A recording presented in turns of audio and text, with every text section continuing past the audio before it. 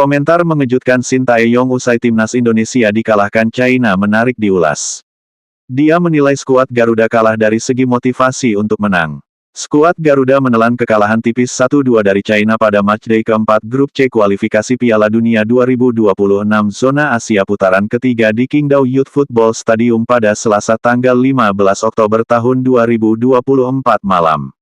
Hasil yang cukup disayangkan karena sejatinya timnas Indonesia tampil cukup menguasai pertandingan dengan statistik penguasaan bola sebesar 76% berbanding 24%. Usai laga, Shin Tae-yong memberikan selamat kepada China yang berhasil meraih poin penuh. Juru taktik asal Korea Selatan itu mengungkapkan jalannya laga berjalan menarik karena kedua tim memiliki tekad yang sama untuk menang.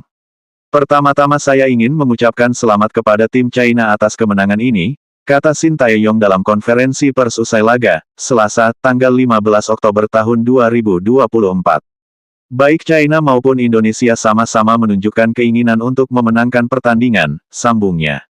Namun, Shin Tae-yong menyorot satu hal. Pelatih berusia 54 tahun itu menilai kalau tim naga julukan timnas China memiliki tekad yang lebih besar untuk memenangkan pertandingan ketimbang timnas Indonesia. Tetapi keinginan China untuk menang lebih kuat daripada Indonesia, ungkap Shin Tae-yong.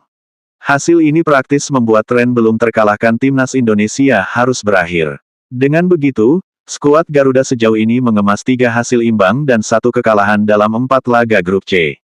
Meski kalah, timnas Indonesia masih duduk di posisi 5 dengan koleksi 3 poin pada klasemen sementara Grup C. Sedangkan China membayangi di urutan 6 dengan poin yang sama. Selanjutnya, timnas Indonesia akan melanjutkan perjuangannya pada bulan November mendatang. Sesuai jadwal, skuad Garuda akan memainkan 2 laga kandang dengan menjamu Jepang pada tanggal 15 November tahun 2024 dan Arab Saudi pada tanggal 19 November tahun 2024.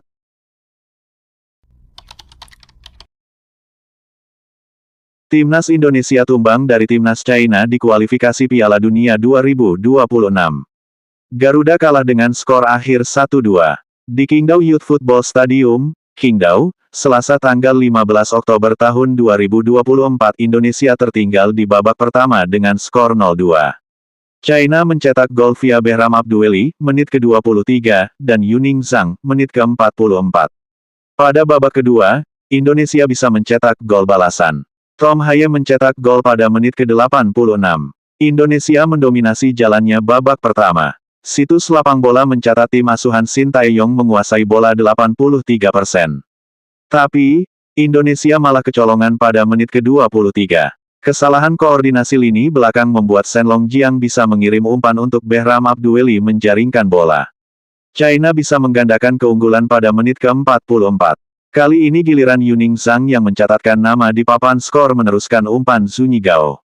Indonesia mencatatkan sebanyak 5 tembakan di babak pertama. Ada 4 yang on target. China mencatatkan 4 tembakan, 3 mencapai bidang. Babak kedua berjalan, Indonesia melakukan pergantian pemain.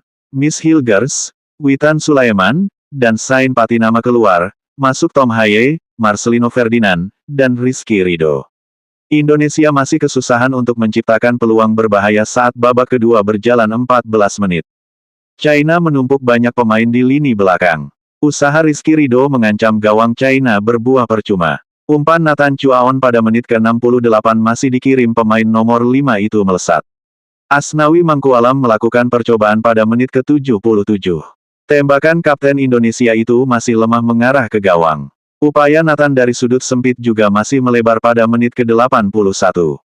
Di tengah kotak penalti ada beberapa pemain Indonesia yang sudah menunggu. Indonesia akhirnya bisa mencetak gol pada menit ke-86. Berawal dari lemparan ke Pratama Arhan, Tom Haye sukses menjaringkan bola.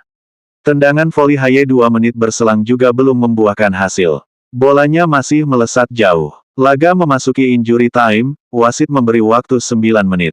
Hingga laga selesai tak ada gol tambahan, Indonesia kalah 1-2.